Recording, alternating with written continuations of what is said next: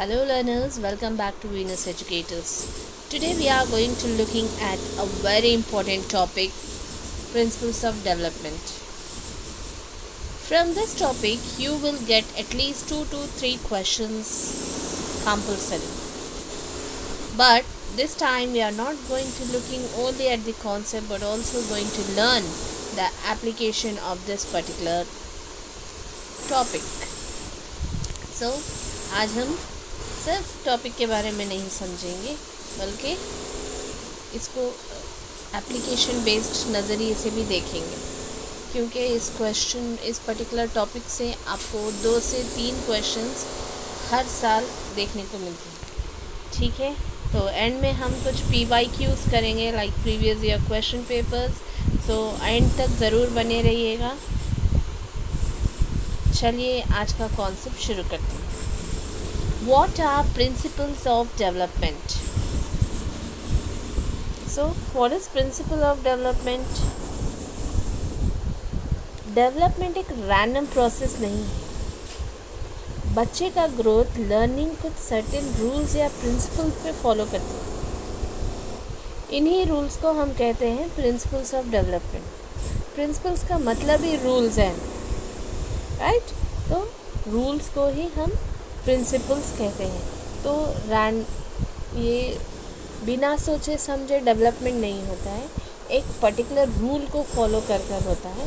तो आज हम उन रूल्स के बारे में पढ़ने वाले हैं। सो डेवलपमेंट, प्रिंसिपल्स ऑफ डेवलपमेंट के प्रिंसिपल्स या उसूल या कहेंगे कि rules.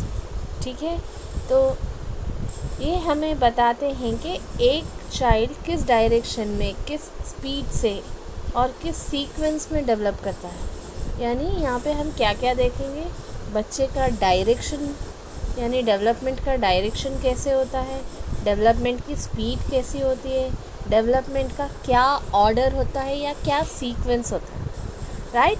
So principles of development are basic rules that describe how development takes place.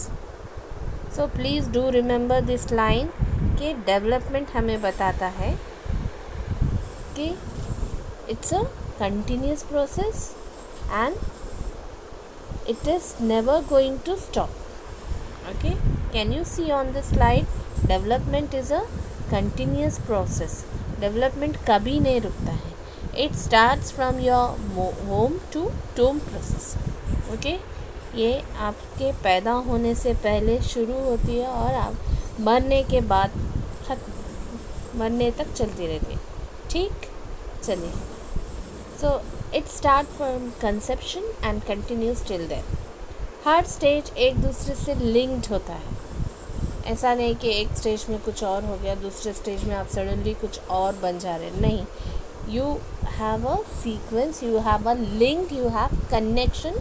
Previous stage से अगले वाले स्टेज में आपको कनेक्शंस देखने को मिलते हैं। ठीक है, तो अभी यहाँ पे आपको देखिए एप्लीकेशन बेस्ड इस कॉन्सेप्ट को हम कैसे समझेंगे। अभी तक हमने देखा डेवलपमेंट एक कंटिन्यूस प्रोसेस है, डेवलपमेंट कभी रुकता नहीं है।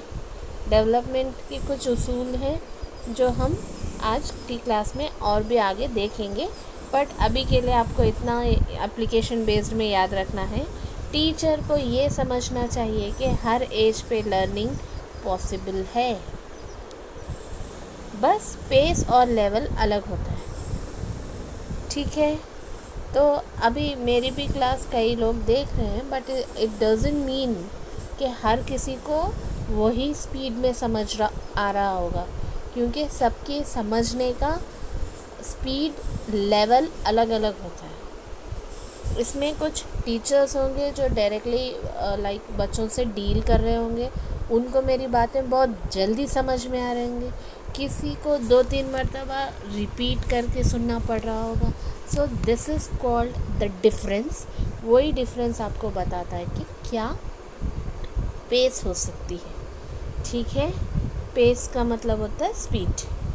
सो टीचर को ये समझना चाहिए कि हर बच्चा अलग अलग है, उसका लेवल अलग है, उसका पेस अलग है, और एक टीचर को हर बच्चे के स्टेज के हिसाब से एक्टिविटी देना चाहिए। ये नहीं कि आप सबको एक ही एक्टिविटी दे रहे हैं और कोई कर पा रहा है, कोई नहीं कर पा रहा, कोई बिल्कुल भी नहीं समझ पा रहा और किसी को बहुत ज़्यादा अच्छे से समझ में आ गया। ऐसा नहीं होना चाहिए। Teacher has to consider the level of the child and based on that level you are going to give that activity to the child. अब यहाँ टेक पॉइंट ऑफ व्यू से आप क्या याद रखेंगे? यहाँ हम आपको 3 चीज़ें बताएंगे जो आपको याद रखनी है। Development is a life long continuous process, right. Development follows a definite pattern, एक पैटर्न पे चलता है। देन डेवलपमेंट एक फिक्स्ड ऑर्डर फॉलो नहीं करती, जैसे बॉडी और माइंड दोनों एक सीक्वेंस में डेवलप नहीं होते, ठीक है। देखिए, पैटर्न तो सेम होते हैं, एक पैटर्न फॉलो करता है लेकिन ऑर्डर फॉलो नहीं करता। ऑर्डर फॉलो करने का मतलब है हम बॉडी से अलग तरीके से डेवलप होते हैं, माइंड में अलग तरीके से डेवलप होते हैं, राइट। तो हर चाइल्ड सेम ऑर्डर में ग्रो करता है, बस स्पीड अलग होती है, दैट्स ऑल। तो अभी यहाँ पे हम क्या सीक्वेंस होता है देखिए। Every child grows with the same sequence of development but at different rates. तो यहाँ पे हम देखेंगे एक पैटर्न है जो डेवलपमेंट का बहुत ही इम्पोर्टेंट पैटर्न है। दोनों पैटर्न वैसे बहुत इम्पोर्टेंट है, तो आप इन दोनों को याद रखना है because TET will ask you this question पक्का। Okay, cephalocaudal that is head to toe. Cephalocaudal means development moves from head to lower body. आप न्यूबॉर्न बेबीज़ को देखेंगे, पहले बच्चे की गर्दन संभालने लगता है, फिर देन एबल टू सिट, फिर स्टैंड कर जाता है, फिर वॉक करने लगता है। सो इस पैटर्न को या इट्स टाइप ऑफ डेवलपमेंट को हम क्या बोलेंगे? सेफेलोकॉर्डल डेवलपमेंट, ठीक है। नेक्स्ट है आपका प्रॉक्सिमोडिस्टल। ओके, नाउ अब ये प्रॉक्सिमोडिस्टल क्या है? पहले देखिए, प्रॉक्सिमोडिस्टल का मतलब होता है प्रॉक्सिमो मतलब नियर द सेंटर, डिस्टल का मतलब होता है अवे फ्रॉम द सेंटर। तो बच्चा डेवलपमेंट प्रोसीड कहाँ से करता है? Centre of the body. बाकी की उसके बाद आपको बच्चे को देखेंगे आप, first child gains control over arms and shoulders then over hands. पहले बच्चे का क्या होगा? शोल्डर में थोड़ी ताकत आएगी, फिर आर्म्स में आएगी, फिर फिंगर्स में आएगी। डायरेक्टली उसको फिंगर में ताकत नहीं आएगी। सो एक डेवलपमेंट जो है आपका सेंटर से स्टार्ट हो, it is not from head to toe, एक सेंट्रल से, यानी पहले आर्म्स डेवलप होंगे, फिर शोल्डर और फिर उंगलियों में आपकी ताकत आएगी। So that is called proximodistal, right. One more thing यहाँ सुनेंगे आप, फिर से हम रिपीट करेंगे।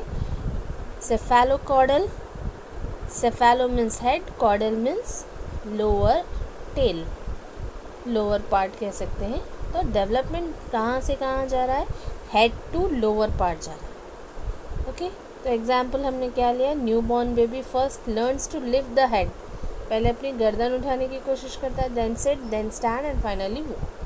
So a 6-month-old can turn their head towards sound but can't crawl yet, है ना। 6 महीने का बच्चा क्या कर सकता है? अपनी गर्दन आवाज़ की तरफ घुमा सकता है, लेकिन वो उठकर उस आवाज़ की तरफ जा नहीं सकता। तो इसको क्या बोलेंगे हम? सेफेलोकॉर्डल डेवलपमेंट बोलेंगे, ठीक है। अब टेट पॉइंट ऑफ व्यू से आपको याद करने की चीज़ देखिए, development proceeds from head to toe, cephalocaudal pattern, ठीक है। देन नेक्स्ट थिंग है हमारे पास प्रॉक्सिमोडिस्टल, इसको क्या बोलेंगे हम? Development proceeds from central axis to outer parts. So development पहले सेंटर में होगा, देन बाकी दूसरे पार्ट्स में होगा। अब एप्लीकेशन बेस्ड में आपको क्या समझना चाहिए? टीचर को ये पैटर्न समझना चाहिए कि फाइन मोटर स्किल्स तभी आएंगी जब ग्रॉस मोटर स्किल्स डेवलप हो चुकी होंगी। अब ये fine motor skills and gross motor skills क्या है? फाइन मोटर स्किल्स यानी आपकी मसल्स कुछ नाजुक काम में लगेगी, like very delicate things like painting, mehndi designing something, तो उन चीज़ों में आपके फाइन मोटर स्किल्स यूज़ होंगे। ग्रॉस मोटर स्किल्स यानी जिसमें आपकी बड़ी बड़ी मसल्स लाइक रनिंग हो गया, सम एक्सरसाइजिंग, ओके। सो लाइकवाइज तो आप यहाँ क्या याद रखेंगे, टीचर को क्या पैटर्न समझना चाहिए, फाइन मोटर स्किल्स तभी आएंगी जब ग्रॉस मोटर स्किल डेवलप हो चुकी होंगी। आप ग्रॉस मोटर स्किल्स नहीं है, आपके पास बड़ी बड़ी मसल्स नहीं है, तो क्या आप सोच सकते कि आप बिल्कुल भी बारीकी वाला काम करेंगे? नहीं, it is not possible, right. तो this is the application based question, आपसे ऐसे क्वेश्चंस पूछे जाएंगे। इसीलिए 3-4 साल के बच्चों से राइटिंग परफेक्शन एक्सपेक्ट नहीं करनी चाहिए। जैसी मेरी हैंड राइटिंग है, ऑब्वियसली मेरा एक 3 साल का बच्चा है जो उसको इतना अच्छे से नहीं कर पाएगा, राइट। मेरी हैंड राइटिंग और मेरे बच्चे की हैंड राइटिंग में डिफरेंस क्यों है? क्योंकि मेरी मसल्स अच्छे से डेवलप हो चुकी हैं, मेरी ग्रॉस मसल्स अच्छे से डेवलप हो चुकी हैं, इसीलिए मेरा फाइन मोटर स्किल अच्छा है।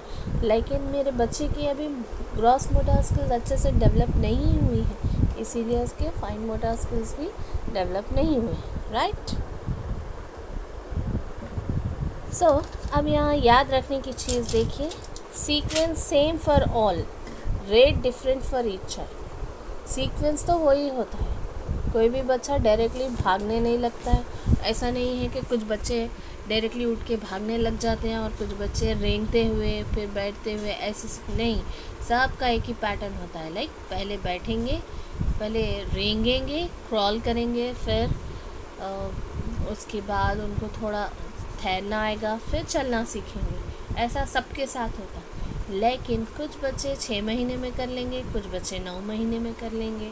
इस तरीके से स्पीड अलग होती है, लेकिन पैटर्न तो वही होता है, ठीक है।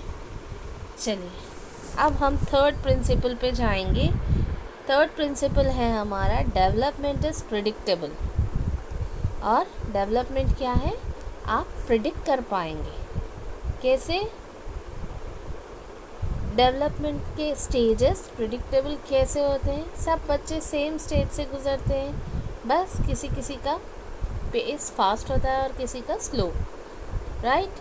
तो अब यहाँ आपको समझने की क्या ज़रूरत है कि डेवलपमेंट प्रिडिक्टेबल कैसे बोलेंगे। टीचर अभी बचपन में मैं जब स्टिक लेके अपने छोटा दुपट्टा ओढ़ के लाइक प्रिटेंडिंग लाइक टीचर, तो सब मुझे देख के कहते थे होंगे कि हाँ बड़े होके टीचर बनेंगे, इनका एक्सप्लेनेशन अच्छा है।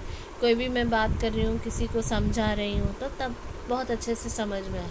इतना अच्छा एक्सप्लेन करते ना कोई भी चीज़, maybe she is going to become the teacher.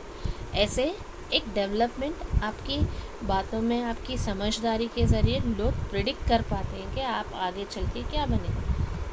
Okay, so that is called as predictable. Development is predictable. और कोई बच्चा बहुत जल्दी रेंगने लगा तो उसको बोलेंगे हाँ देखना 1 महीने में चल के भागने भी लगेगा। So this is what we are doing, we are predicting. हम गेस कर रहे हैं, प्रिडिक्शन का मतलब। ओके, तो टीचर को एप्लीकेशन बेस में कैसे समझेंगे इसको? टीचर को रियलिस्टिक एक्सपेक्टेशन रखनी चाहिए। लाइक आप नहीं बोल पाएंगे कि मैं बहुत अच्छा पढ़ा रही हूँ तो मेरे बच्चे जो है बिल्कुल भी वेरी फास्ट कुछ बड़ा काम कर जाएंगे। नहीं, उनसे ऐसी उम्मीद रखिए जो कि पॉसिबल है, जो रियलिस्टिक है। और ये भी समझना चाहिए कि हर बच्चे का लर्निंग टाइम अलग होता है। आपकी क्लास में कोई 2.5 साल का एडमिशन ले लिया, कोई 3 साल का एडमिशन है, कोई 3.5 का, तो तीनों का एजेस अलग हैं, तो डेवलपमेंट भी अलग होगी, लर्निंग पेस भी अलग होगी। इसका ये मतलब बिल्कुल भी नहीं है कि 3.5 वाला बहुत जल्दी सीख पाएगा। It is depend upon the development, ठीक है। चलिए डेवलपमेंट का 4th प्रिंसिपल देखिए। Development proceeds from general to specific. Okay, बच्चा पहले जनरल एक्शन करता है, फिर स्पेसिफिक कंट्रोल सीखता है ना। लाइक एग्जाम्पल कैसे लेंगे? बेबी पहले पूरा आर्म मूव करता है, फिर से फिंगर से चीज़ें पकड़ता है, पहले देखिए आप दोनों लाइक क्लैप्स बजा रहे कर रहे हैं, ऐसी बातें करते बच्चों को देखकर, छोटे न्यू बॉर्न्स को, फिर then they are able to hold something in their hand, तब उनकी उंगलियों में ग्रिप आएगा। सो ये क्या होगा, पहले जनरल होगा फिर स्पेसिफिक होगा। और एप्लीकेशन बेस्ड में यहाँ क्या सीखेंगे आप, टीचर को ये प्रिंसिपल याद रखना है कि जब राइटिंग और ड्राइंग स्किल डेवलप कराए जाएं तो ये चीज़ को ध्यान में रखें कि बच्चा कितना डेवलप हुआ है और कितना कंट्रोल उसमें आया है। ओके, ये देखते हुए then only teacher should train children step by step towards precision. Next हमारे पास फिफ्थ प्रिंसिपल है, different aspect of development are interrelated. Okay, what is the fifth principle, different aspect of development are interrelated, like physical, emotional, social और intellectual development एक दूसरे से connected है। अगर एक एस्पेक्ट स्लो है दूसरा भी इफेक्ट होता है। ओके, आप अगर सोशली ग्रो नहीं हैं तो आप इमोशनली भी ग्रो नहीं हैं। लाइक आपको बाहर की दुनिया मालूम ही नहीं है। ओके, तो आप क्या करेंगे, घर पे जैसे बिहेव करेंगे बाहर भी वैसे ही बिहेव करेंगे, राइट। सो ये डिफरेंस आपको क्यों आ गया, क्योंकि आप सोशली डेवलप नहीं हैं, इसलिए इमोशनल भी डेवलप नहीं हो। सो लो कॉन्फिडेंस चाइल्ड पार्टिसिपेट करेगा तो वीक होता है। ओके, लो कॉन्फिडेंस क्या है आपका, एक इमोशनल एस्पेक्ट है। आप खुद पे कॉन्फिडेंट नहीं है, ये आपका इमोशनल एस्पेक्ट है। यहाँ आप कमज़ोर हैं तो आपका सोशल पार्टिसिपेशन, लाइक आपको आगे क्लास में स्टेज पे कुछ बोलने के लिए कहा जाएगा तो you are going to give a low performance है। क्यों देंगे आप लो परफॉर्मेंस, बिकॉज आप सोशली भी डेवलप नहीं है। ठीक है, तो एप्लीकेशन बेस में क्या देखेंगे, देखिए टीचर को होलिस्टिक डेवलपमेंट पे फोकस करना चाहिए। अब ये होलिस्टिक डेवलपमेंट क्या है आपका, ये 4 एस्पेक्ट पे आप बच्चे को जब डेवलप करेंगे तो आप कहेंगे कि बच्चे को आपने होलिस्टिक डेवलप किया है। कौन से 4 एस्पेक्ट हैं, फिज़िकल, इमोशनल, सोशल और इंटेलेक्चुअल। अब इंटेलेक्चुअल को अनदर नाम आप कॉग्निटिव भी कह सकते हैं। ठीक है, चलिए डेवलपमेंट का 6th और आखिरी principle, development depends on hereditary and environment. ठीक है, हेरिडेटरी किसको बोलेंगे, तवारुस। ठीक, तो डेवलपमेंट आपका हेरिडेटरी पे भी डिपेंड करता है और एनवायरनमेंट पे। सो हेरिडेटरी आपको पोटेंशियल्स देते हैं, एनवायरनमेंट आपको अपॉर्चुनिटी देता है।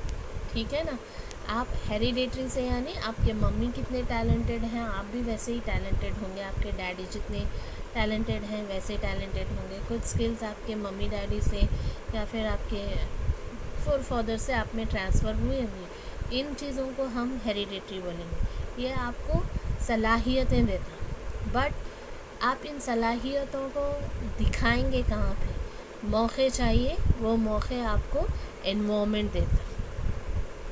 तो हेरिडेटरी और एनवायरनमेंट दोनों मिलके बच्चों का डेवलपमेंट तय करते हैं।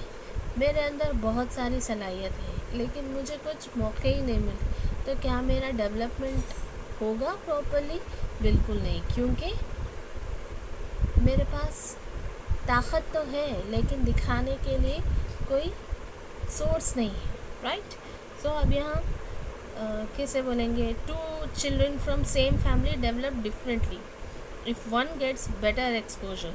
आप भी देखिए कुछ बच्चे बहुत अच्छे से कर जाते हैं, कहाँ लाइक कोई फैमिली में अब्रॉड चला जाता है, वहाँ के बच्चे इंग्लिश बहुत अच्छे से बोल पाते हैं, हमारे बच्चे नहीं बोल पाते। ऐसा डिफरेंस क्यों है, क्योंकि उनको वहाँ अपॉर्चुनिटीज़ मिले, उनको उस माहौल में, उस एनवायरनमेंट में मौके मिले, एक्सपोजर मिला तो वो इंग्लिश बोल पाए।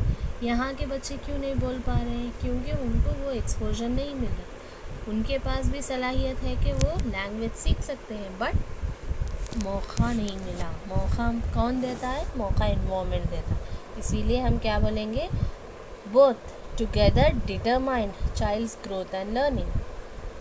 Who both, hereditary and environment.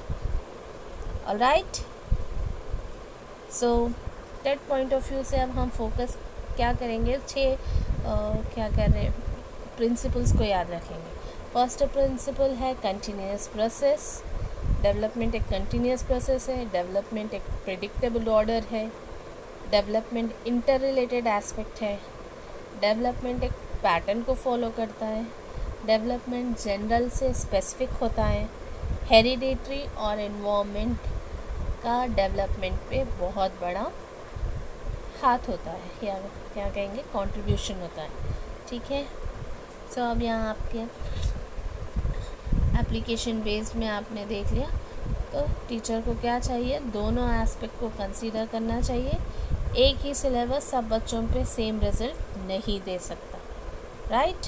सो अभी और you are going to learn development की लाइन देखेंगे और टेट पॉइंट ऑफ व्यू से कीवर्ड्स देखेंगे। Development is equal to hereditary plus environment, right. अभी आपको मैं फिर से रिपीट कर चुकी हूँ कि 6 प्रिंसिपल्स आपके क्या है, कंटिन्यूस प्रोसेस है, डेफिनेट पैटर्न है, predictable sequence, general to specific, interrelated aspect, hereditary plus environment. Now let's see some questions. Development proceeds from dash to dash, तो the correct answer is answer B, general to specific. Then, which statement is true about development? A occurs in isolation, B is a continuous process, C stops after adolescence, D occurs randomly.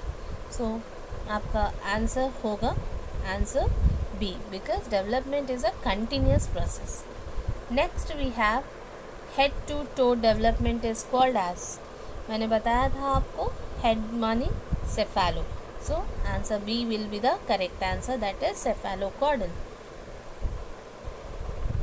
Next question है arm control before finger control represents. तो arm control, arm यानी arm तो central में है, starting में आपका shoulder आएगा, फिर आर्म आएगा, फिर फिंगर्स आएंगे, तो आपका पहले क्या डेवलप होगा, आर्म डेवलप होगा, दैट इज सेंटर डेवलप होगा। Centre means proximo, right.